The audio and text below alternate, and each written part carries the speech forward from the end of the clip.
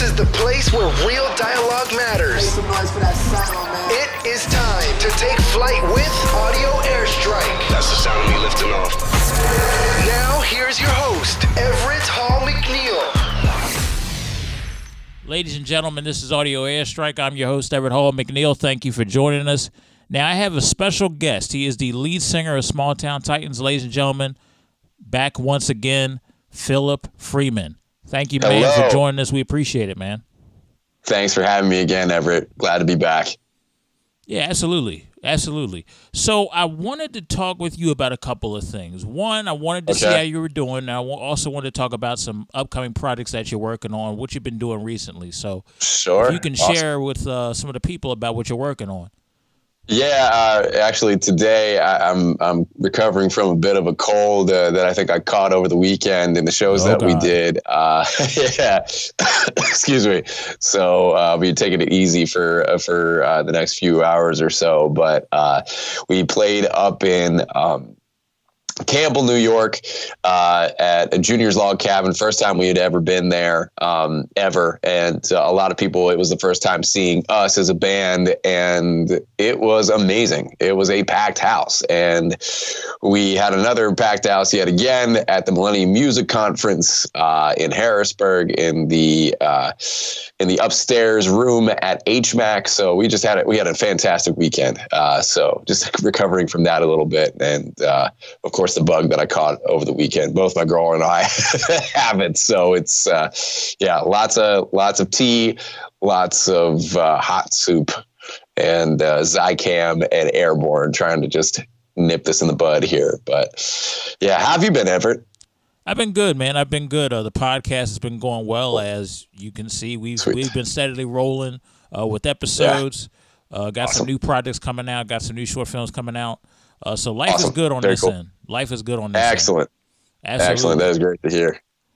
So I wanted to get your thoughts on a couple of things. One, I wanted to get some of your thoughts on the current music industry, also helping people out, and some educational tips as well. Now, I do got to start off a little bit spicy. And I do got to get something off my chest. Spicy. Here we go. What's up? So, for those of you who do not know, me personally, I've decided to focus more on my filmmaking, my podcasting over extracurricular video activities, meaning stuff outside of normally that realm. So, kind of put the music thing on hold for a while. Other ventures in terms of video production, and this is one of the reasons why. I'm going to peel back the curtain, so it is going to be a little bit spicy. Okay. When I look at certain music artists, now everybody's at a certain level. Or I'll make it even more I'll make it even more broad for everybody. When I sit over here and look at artists, the first thing that is going to happen is, of course, you're going to see the talent, depending on what they do. But then there comes to a point when every creative has to ask themselves, okay, if I want to take things to the next level, I'm going to have to reinvest in me, which means we're not just talking about studio time. We're talking about marketing. We're talking about visuals. We're talking about all that. Right. One of the issues that frustrates me is we have a lot of talented artists in this area. Okay. But the issue that stumps a lot of people is they don't reinvest in themselves because they're worried too much about the dollar, instead of worrying about how to figure out a way to provide an opportunity or provide the funds, or trying to figure out some creative way to get the funds to invest back into their brand. So they kind of get stuck and make themselves look cheaper than they supposed to in terms of presentation. Okay. So my thought process is this, and this is something that I have seen. This is something I've seen from some music artists. Okay. What are some steps that could help a music artist reinvest in themselves? Well, right off the get-go, the first thing that comes to mind is how we began as a band without any, we released an EP in 2012 and we self-funded that, but we knew the next release that we were going to do was gonna need a little bit more backing than that. So we did our research and found a couple of crowdfunding websites like Kickstarter and Pledge Music, and the one that we decided to go with was Indiegogo, which we used on 2 occasions actually. And it's a platform that allows you to give back to your fans that decide to invest money into you. So we made our focus from the very beginning of this band. We made our focus pointed towards our fans and letting them control what we do, and also treating them as well as we possibly can as well, since they are our financiers, since they're investing money into us. So rather than just looking to make a quick buck by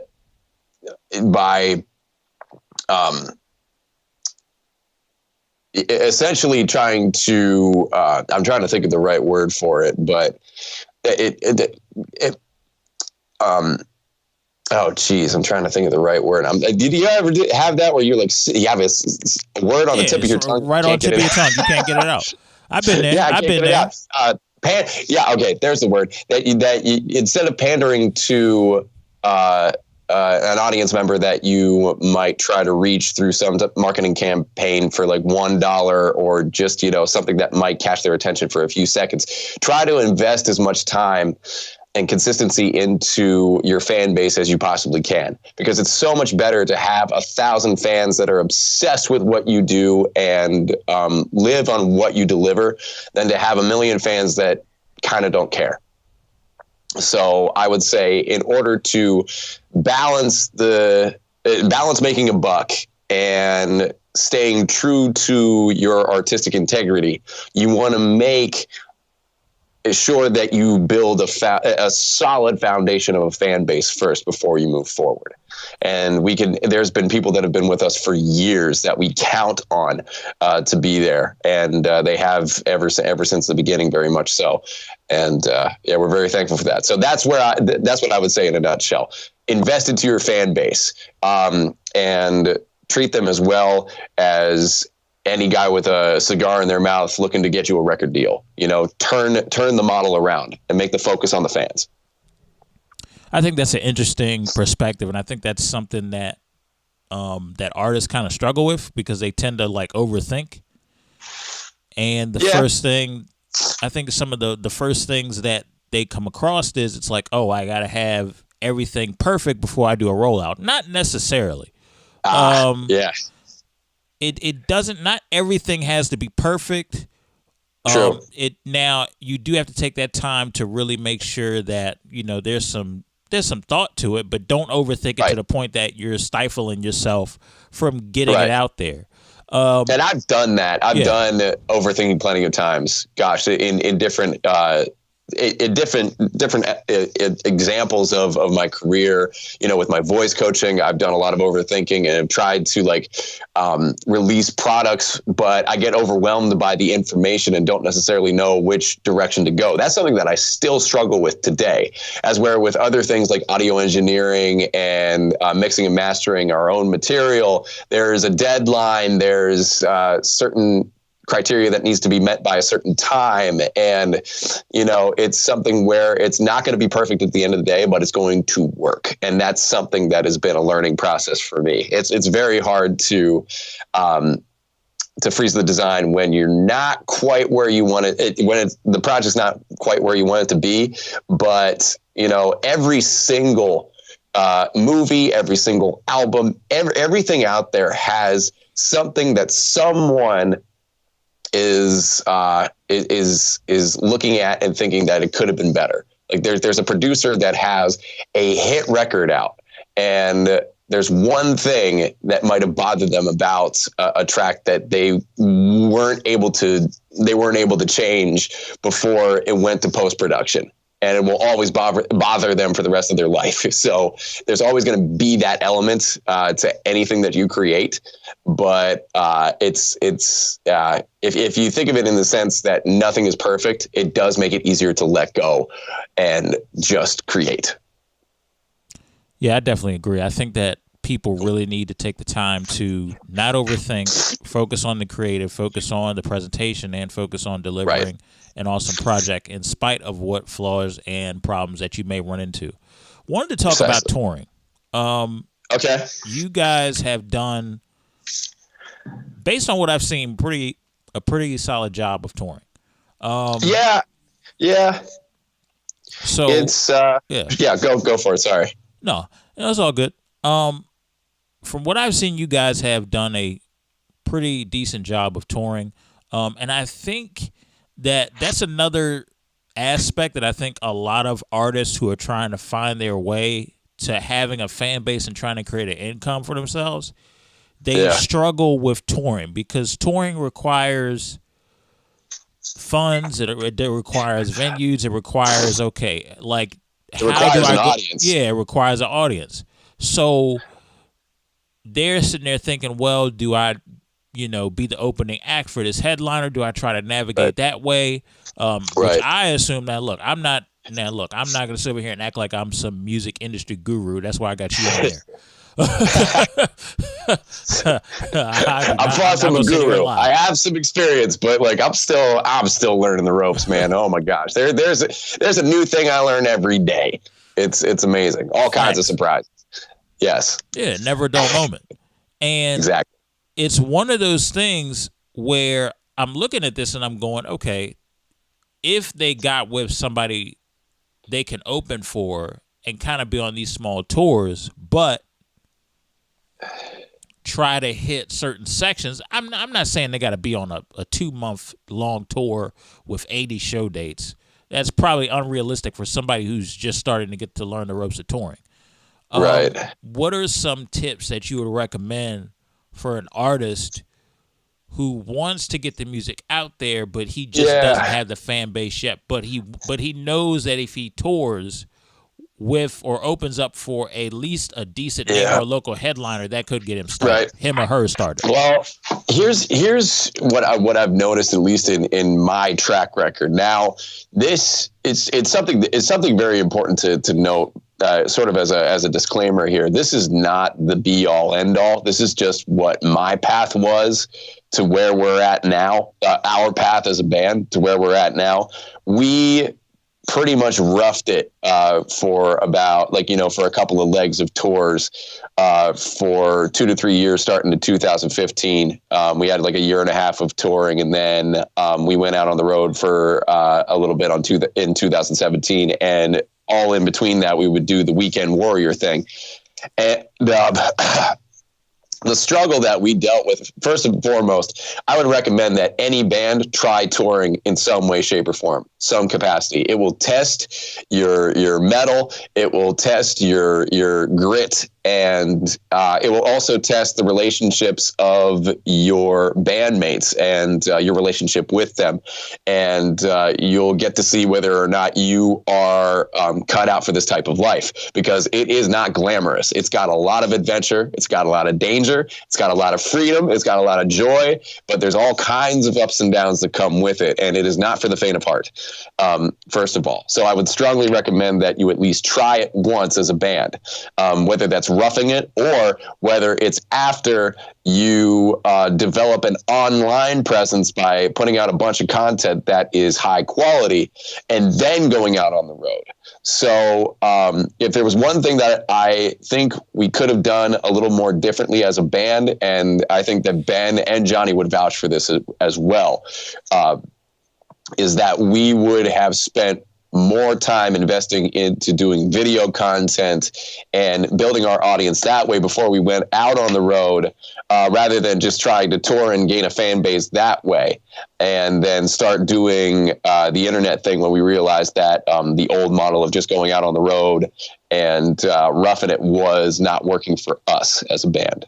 So, and the other thing that makes it really difficult too is that there's a lot of money that's being thrown around for some of these bands that are signed to major record labels. The festivals and the major bands that are touring, some of them require buy-ins. So essentially tour support from the opening bands. It's essentially like paying for advertising space in a magazine.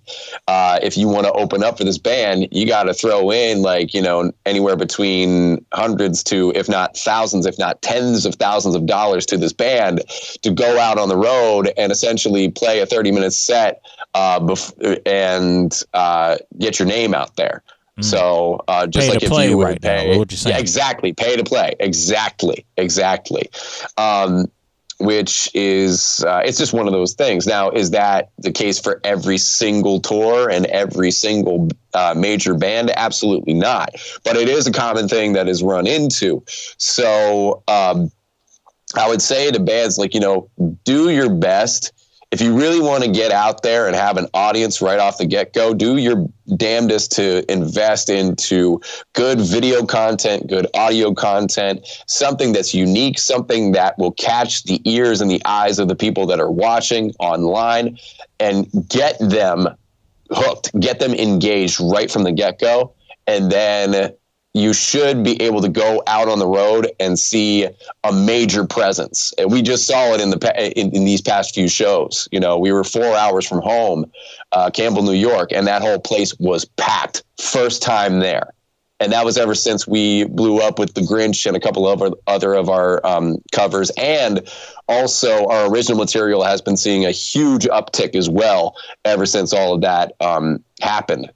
So it's I would say, try to find unique ways to get your word, get your art, get your music out there, and then go out on the road. Go see the people that are coming, that are listening to your music. Look at the stats, and keep a good, tight team. And that's what my recommendation would be. That's what my advice would be, and you'll figure it out. Yeah, I do think that having your own content and putting it out there is key. Absolutely, I do agree with that. Now, let me ask you this: there are some artists that are struggling also with their music actually catching the attention of an audience. Okay. It's kind of like a struggle between, I'm trying to be my own person, but I know this sound is pretty catchy here. So it's a struggle for a lot of artists. It's a struggle for many reasons. This is genuinely who you are, but the music that you're making, even though it's genuinely what you are, is not catching to the masses. So how does somebody navigate through that? That's an interesting question, and I honestly don't know. And I have to be honest, I don't know if I am qualified to answer that question, because for me, as far as writing music, singing music, and creating art, it's been something that I've been doing consistently for most of my life. And even when I sucked at it as a kid, it's been a constant thing in my life. And it took a lot of time and consistency to get to the point where I started doing something that I like, and also just, observing who I'm inspired by as well. For example, seeing what Chris Cornell did with his writing and did with his music, and also Robert Plant and Jimi Hendrix and legends like Muddy Waters and Ledbetter Huddy, and looking at what they do, and just being inspired by those artists that have gone before you, and kind of taking that and pioneering your own path with those inspirations. That could be a very, very good tool to have in your back pocket when navigating new waters. But it's just something that, the reason why I said what I said, and I feel like I'm not qualified, is because of the amount of time that it took for me to work on that. And I'm not saying that somebody that's just getting started isn't going to strike gold. It's just that, the amount of time that you need to put into what you're doing is pretty intense in order for it to catch fire. And I am a full full-fledged believer in visualization, visualizing what you want, believing in it, and then acting upon it. The action is so key. So say that you want to have maybe 1,000, 2,000 followers in 3 years.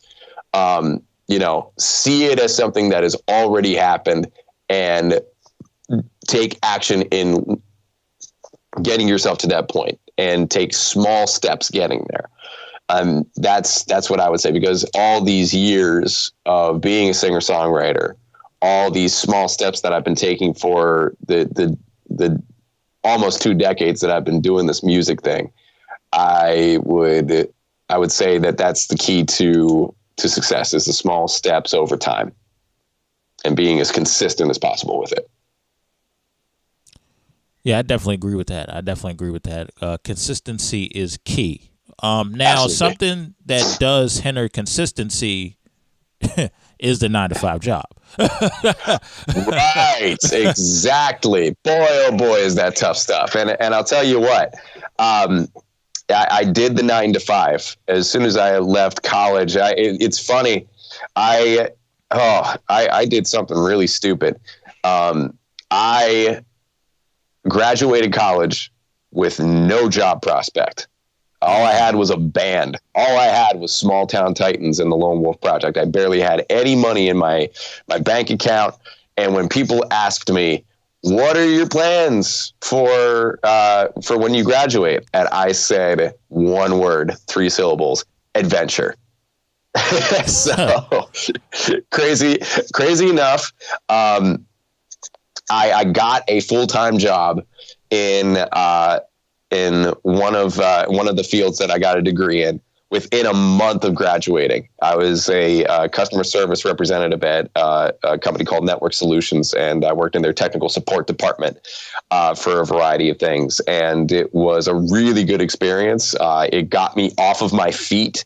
And the 15 months that I spent there, I learned more doing that 9-to-5 and then doing gigs on the weekends and playing shows with the band and playing shows with my friend Carmen than I ever have doing anything else. It's really, I cherish the time that I spent in college. I learned a lot there, but there's nothing like being out in the field and trial and error and testing what you've learned in a real setting. So after a while, the 9-to-5 got to the point where, this is what I would recommend to people that are doing the 9-to-5. Do it as long as you can until your health is suffering immensely. And that's the thing. My health started to suffer. There were some nights where I'd be doing 2 to 3 hour stints of sleep and then going to drive up to have an hour and a half commute into the office. So most of the time I did work from home, which was super awesome, but it was a stressful job and it was a stressful lifestyle, and I had to make a change. And then I took another leap of faith after, saving up enough money that I felt comfortable. And then the opportunity to become a voice coach fell into my lap. And I started working as a voice coach full time in the fall of 2012, a month and a half after I had left my job at Network Solutions. And I absolutely loved the voice coaching. I thought it was an amazing opportunity, and it was a situation where I was self-employed. It was flexible. I could move my students around my schedule if I had to go out on tour or whatever that might be. And so with that, I was able to, navigate the waters more easily by finding a more flexible avenue of revenue while also providing value to the students that I was able to work with and that I work with today. So if you're gonna do the 9-to-5, do it as long as you possibly can until you can't do it anymore, and then try to find another avenue of revenue that's flexible and that provides as much value as it possibly can to the community. Because the more value that you give, the more you're going to be able to ask for as far as revenue is concerned. Yeah, absolutely. Because we are in a era of consistency, content, and leverage. Leverage is key. Right. Leverage kind of takes care of everything. Leverage also doesn't always have to be about money. It could be your social media following. Well, I have this. I can bring this over to your bar and it'll be packed. And so because I have that leverage, I am going to need you to cut the check more, or I'm going to need this, or I'm going to need that, because I'm bringing you, this is what I'm bringing you. So this ain't the first time that the leverage game has been played. This is not the first time that we have seen an era of consistency. We've seen it throughout the history of music, history of entertainment. You've seen it all the time. It is a never-ending thing. It is a never-ending thing in the industry.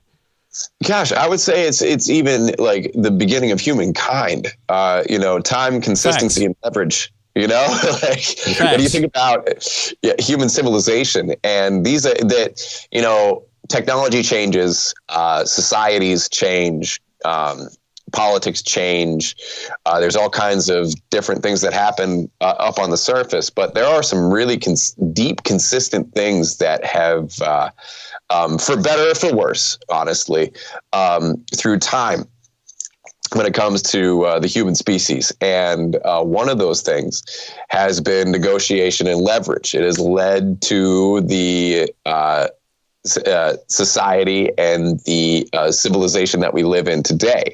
And obviously it doesn't, there's a dark, every coin has a, every yin has a yang, and there's obviously,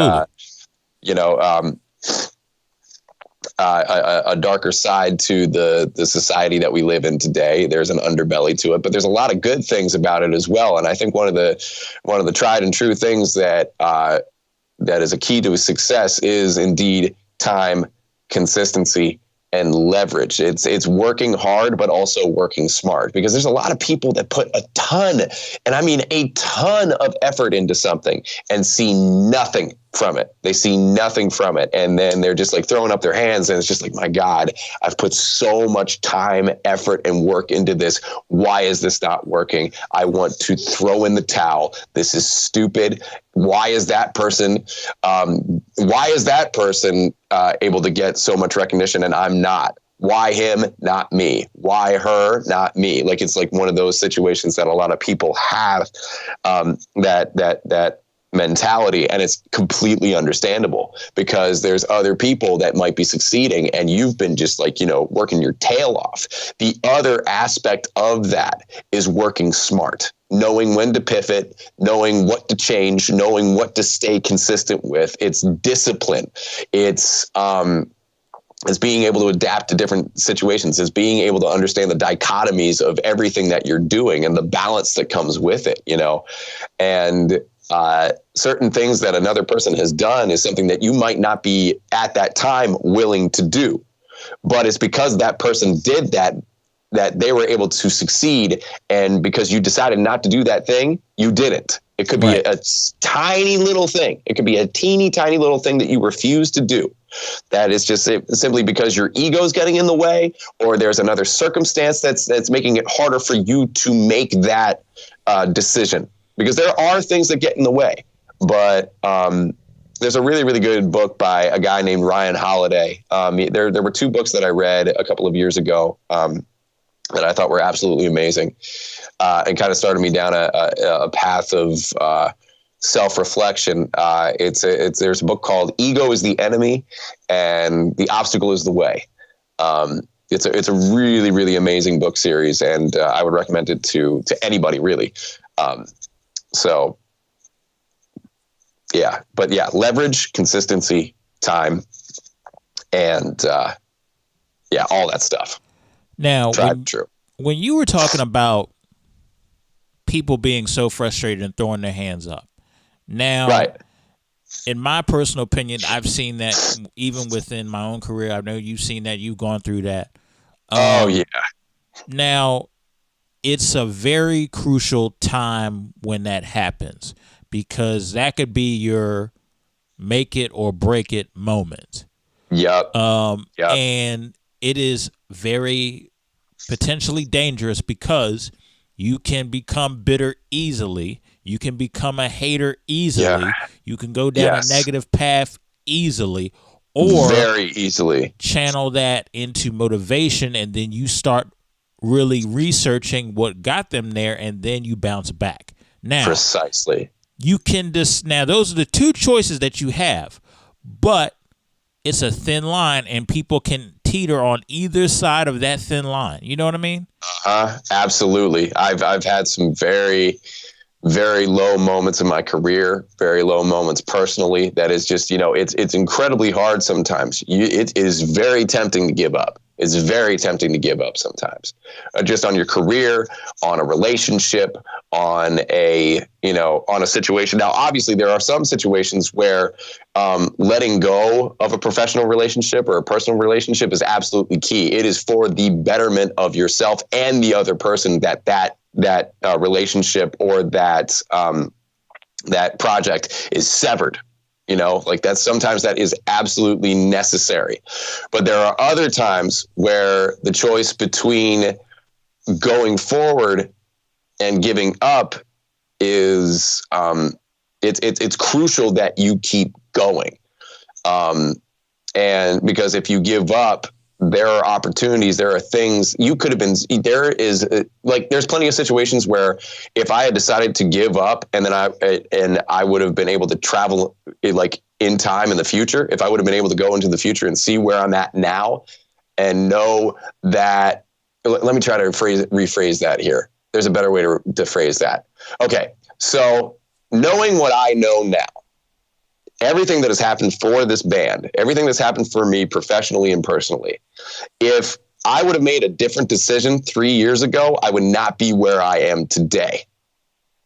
And that terrifies me.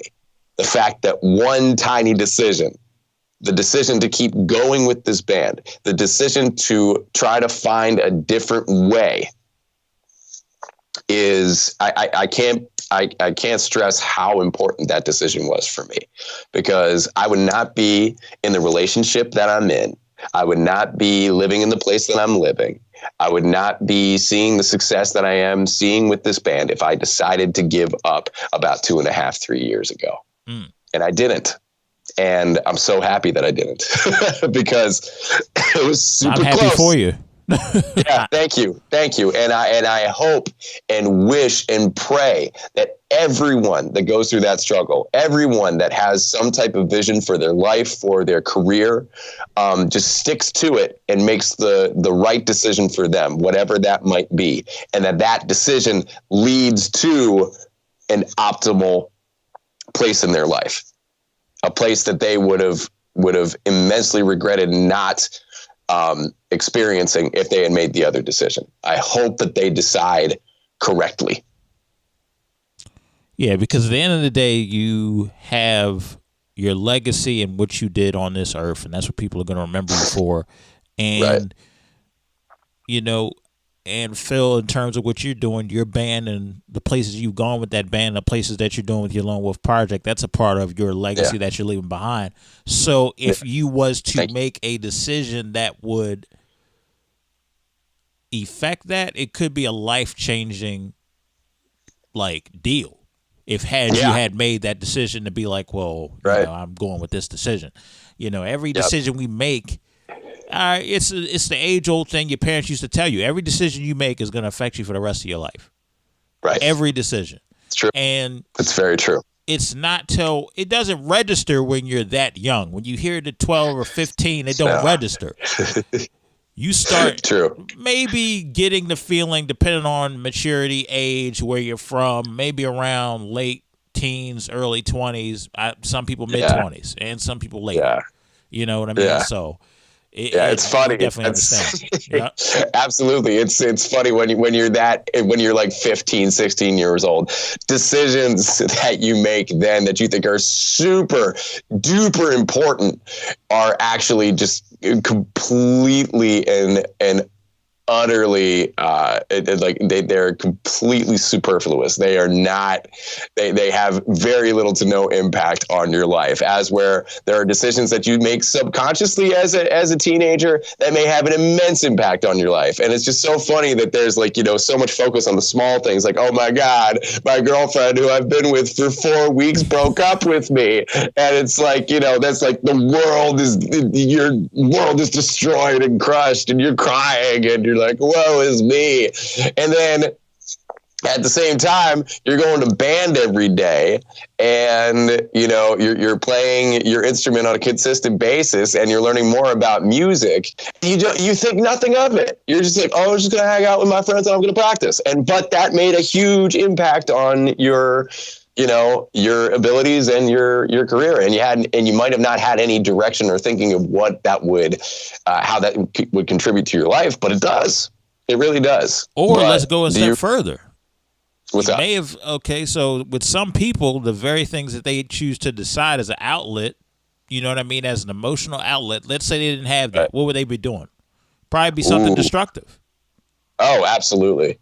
I do, that, and that's the thing. Energy cannot be created or destroyed. That lovely quote by Albert Einstein. It is transferred from one party to the next. Yeah, there's exactly. So if you put your energy into something positive, if you put your energy into something that benefits not just yourself, but other people around you, that is something that will continue to, bear good fruit, as they say. But if you put it into something that's negative, like if you take drugs or you drink copious amounts of alcohol or you're mean to other people, you spend energy and time on drama and fighting and all this other crap, that's also going to bear fruit, and not the type of fruit that you want to necessarily deal with or have in your life. At least I don't. But some people, have a tendency to take all this amazing potential energy and put it into things that are negative. And I think it's very important that people be conscious of where they're putting their energy, be conscious of where they're putting their time, and where they're placing their eyes, what they're listening to. The books that they're reading. It's so important to surround yourself with good material, like junk TV, junk food, junk social media is fun once in a while. You obviously have to have a balance, but sometimes it's really important that you do a check of yourself and where you're putting your energy, for sure. Absolutely. Yeah, absolutely. You definitely got to protect your peace. You definitely got to protect your legacy, especially when you are dealing with other people and what they are dishing out. Just because they are trying to sell you a dream does not mean you have to buy in. Ooh, yes, absolutely. Because it might be their dream. Here's the thing. I've had offers and conversations with many people who are, professionals and who, I've had the whole song and dance of I'm going to make you a star. This is what it takes. And I'm the person that's going to get you there. We name dropping? Essentially that. No, I'm not playing. I'm just playing. I'm playing. Just a joke. No. It's a joke. No. I'm joking. But feels like you're trying to get me caught up. Yeah, I know, right? But that doesn't work as well. That doesn't catch my attention. That gives me an icky feeling inside, honestly. The people that really, you want to start a conversation with me, you ask me where I'm at and what my goals are. My short-term, long-term, my aspirations. See if there's something that can fit within what your skill set is to help me get there. That's how we developed our relationship with Shil Patel, our band dad, our band manager, essentially, our business manager.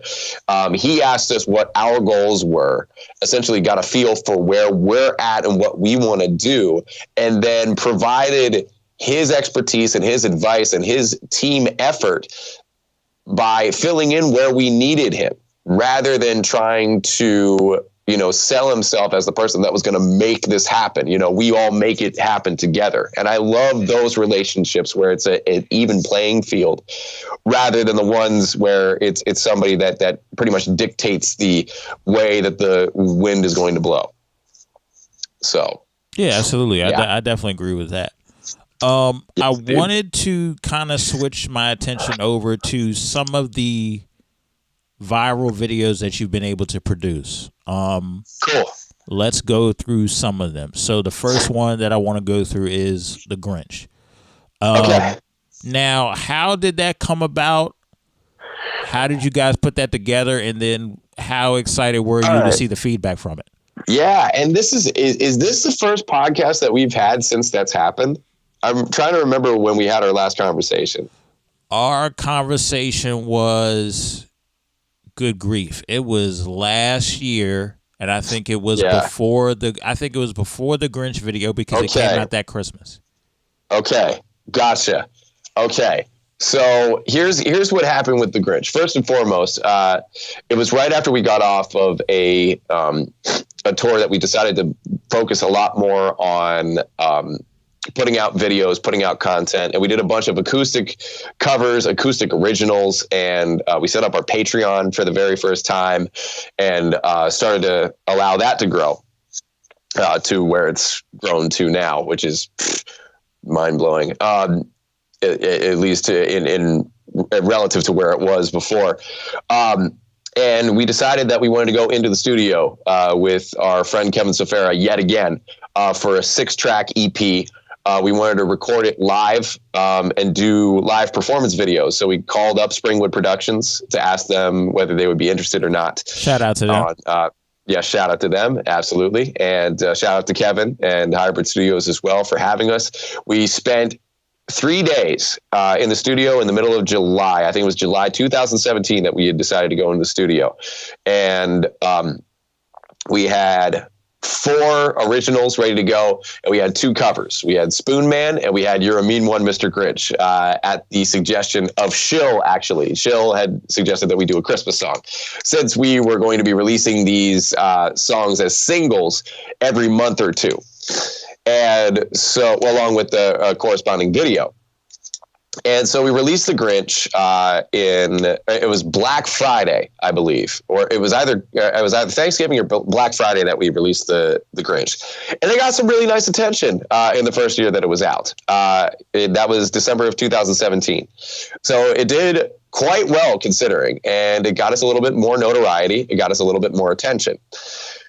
Then 2018 rolls around, Christmas 2018. We do a push with on Facebook through a system that we learned from our friends at Indiepreneur. They've been helping us out with a lot of cool stuff lately, and we did a small push with a very small budget on the video that we had of You're a Mean One, Mr. Grinch on Facebook, and for whatever reason, it really caught fire this year.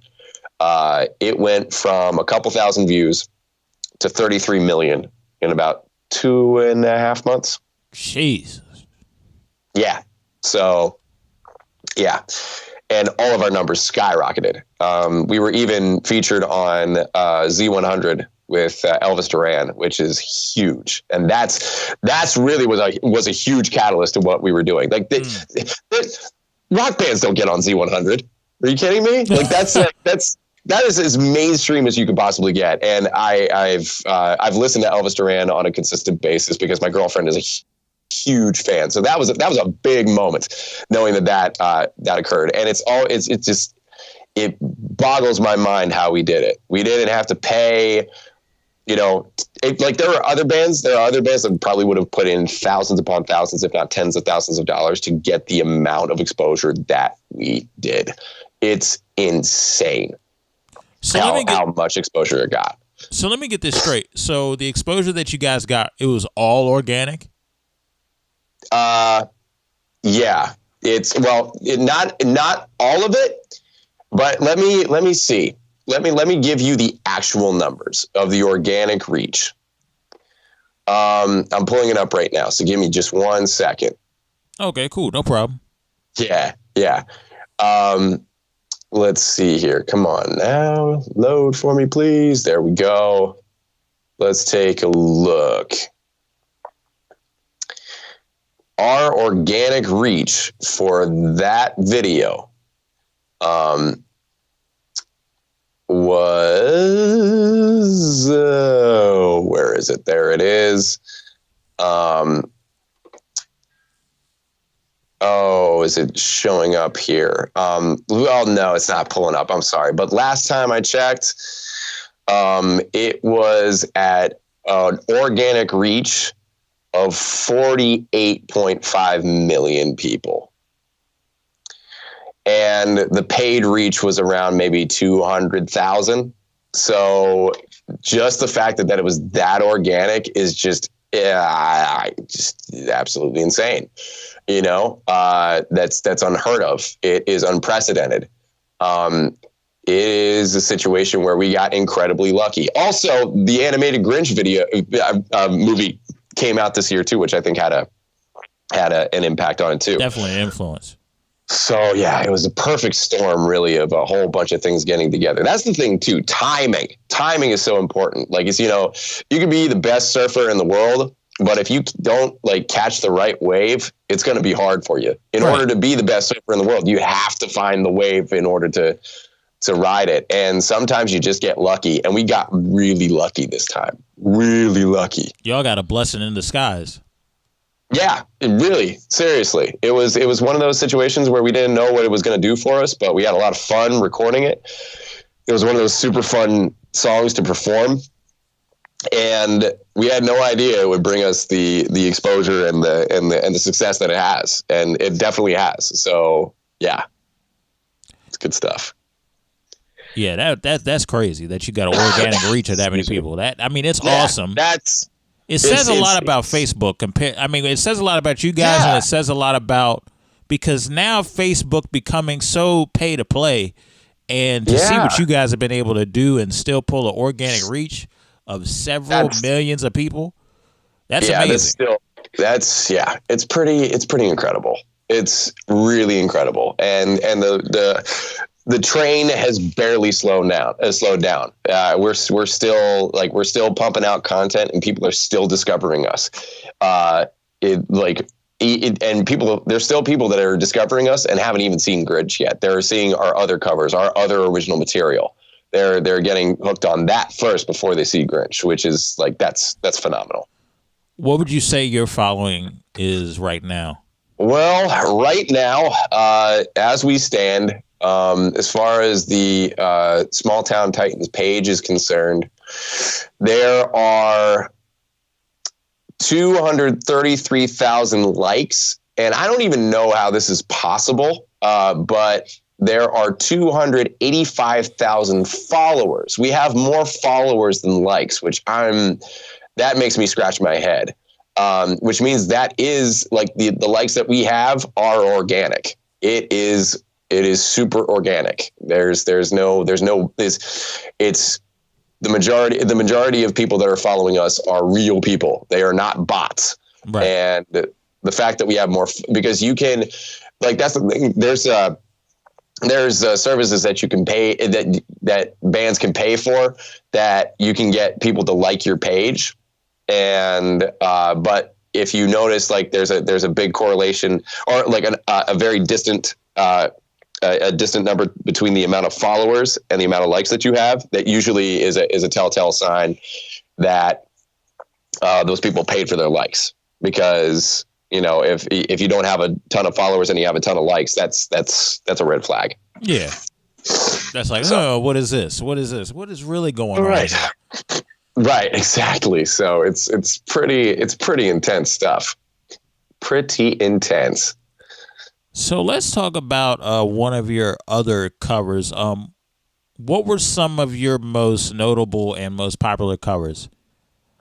Well, we released a cover of Folsom Prison Blues off the heels of Grinch. We also had released a new original single called War Cry as well. And that had a lot of that did have a lot of exposure and a lot of great feedback. So I would say that our most popular our most popular original material is our new single War Cry. Our single Junkie for You has been doing very well. and also Rowdy and Reckless. So those 3 songs have been getting the most play, and honorable mentions to We Owe You the Truth and Devil's Choir. Those have been getting a lot of play too, at least on the streaming services. So so I would say that our more popular covers, Folsom, as I had mentioned, and also Immigrant Song has been doing very well too. Yeah, we went there. We covered the lead, which is that was a lot of fun to record. We also covered Fat Bottom Girls by Queen as well, and that's been getting a lot of great exposure and feedback. So, yeah. Now, let me ask you a very interesting question. I haven't asked anybody this. I haven't asked a musician this. I'm going to start asking a couple of musicians this, a couple of music enthusiasts. All right, so you are a manager. You have the ability to create your ultimate fantasy band, any position, guitar, bassist, drums, lead singer. Cool. Any style of music. So I need you to tell me the style of music that you would choose and who would be in your fantasy band. Oh man. Okay. Let's be real here. First and foremost, I am in the band of my dreams right now. Small Town Titans is my dream band. Me, lead singing, on bass, super killer guitar player, and a super killer drummer, playing some dirty, fun rock and roll. That is an ideal. That I'm in an ideal spot. This has been like my dream band since I was like in middle school. So with that said, my close second, at least right now, I've actually like thought about this. Like I've put way more thought into this than I should admit. Being in like a death metal band that dresses up in kid themed Halloween costumes. I pictured myself in like a banana suit and being in a band called Giggles of Wrath. It would be called Giggles of Wrath. I would be lead screamer. And let's see, I'm trying to think of some really good drummers out there. It would probably be a lineup of the guys from either like Texas in July or Norma Jean, or like, just like some of the best metal players out there. If they're up for the challenge, I would love to make like this band happen and just like do a bunch of like death metal songs about stepping on a Lego, or that you're out of bread and you have to go to the grocery store and you have to deal with people at the grocery store, or you have to like, I want to like scream death metal about the most ridiculous, super normal stuff, like, yeah. Like talk, like maybe do like a song about like tax season or something like that. I would love to do that. So if you're up for the challenge, Everett, like if you know anybody that would just want to do a stupid band like that, you just let me know. I'll put a PSA out there. I'll make a couple phone calls. Consider this a PSA. Giggles of Wrath. Right now, right there. But maybe I could get Ben and Johnny to get in on this. Who knows? Yeah, man. So I wanted to kind of bring your attention to, I noticed that you recently put out something in memory of your mom. I don't know how long it's been out. Yeah. You can specify about that. Okay. But can you talk about more information about that particular song that you wrote in memory of your mom? Sure. Song is called Dragonfly. We just passed the 2-year anniversary of her passing. She fought a 3-year battle of stage 4 cancer, and it was a long, rough road full of ups and downs. And I moved home in the spring of 2016 to spend as much time with my mom as possible, because she decided to start hospice care early, and so I wanted to be home for that. Right. And so, and that song is written in memory of my mom. because she loved dragonflies. It's something that's been out since it was one of the songs that we recorded in July. I think it was actually the last track that we worked on for that session. And it's a song that has ever since Grinch hit with this last push here. It's been making the rounds around the world, and I get messages on a regular basis from people who just can't express how much that song has helped them heal and process the loss of a loved one. And it's an honor to know that. Ben, also, we've had quite a bit of loss in this band, actually, and that's it's hard to admit that, hard to say that, because it's just so tough to lose a parent or to lose a loved one. Ben actually lost his dad to cancer the year before my mom passed. Oh, dang. Sorry to hear that. Which is just, or 2 years before my mom passed, rather. And we actually made the album Reflection in memory of Ben's dad. So him and I are part of a club that really nobody wants to be a part of. It's a tough one to be a part of. And also, Jess Garcia and John Garcia of Springwood Productions, they had also dealt with the loss of their dad. So just having all those individuals in that room, and also, and Johnny had just recently lost his grandfather as well. So there's a lot of loss and pain that this band and our team members share. But through that, our bond has become stronger as a band, and our bonds have become stronger with the people that we work with, simply because, the things you go through together, really do bind you for the rest of your life. They make strong bonds between people. And I've seen that time and time again. And I'm just hoping that song continues to do so for as long as music is able to be listened to. So. Yeah, absolutely. Yeah. And I just want to say, I do want to give condolences to all those people who have, to you and your mother and all those people that have lost anybody out there. Yeah. It's never an easy thing. I lost my grandmother in 2014. She was kind of like the cornerstone of the family. So, right. I definitely understand to a point when people lose that anchor, that foundation. It is never an easy thing, and it's just something that you'll never forget. But you do have to press forward, because at the end of the day, they gave you the baton to carry on the legacy. So, precisely. Phil, I mean this from the bottom of my heart. You're doing a good job of that. Your mom will be proud. Thank you. I sincerely appreciate that, and I sincerely hope so. Like every day that I do what I do, I always think of whether or not this would make her proud. That's what keeps me that's one of the things that keeps me on the straight and narrow, is whether what I'm doing would make my mother proud. So. Absolutely. Well, with that being said, I want you to plug, where can people find your band? Where can people find your projects? Go ahead and plug that. That's great.